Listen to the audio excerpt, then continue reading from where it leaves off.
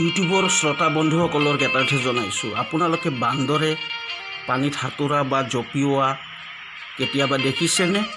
দেখা নাই যদি এইটো ভিডিঅ'তে আপোনালোকে দেখা পাব। এইটো ভিডিঅ' শেষলৈকে চাব, আপোনালোকে গোটেইখিনি দেখিব। বান্দৰে কেনেকৈ পানীত সাঁতোৰে, কেনেকৈ পানীত জঁপিয়াই, উৎকট গৰমৰ প্ৰকোপ সহ্য কৰিব নোৱাৰি তেওঁলোকে কেনেদৰে পানীত সাঁতুৰিছে, জঁপিয়াইছে।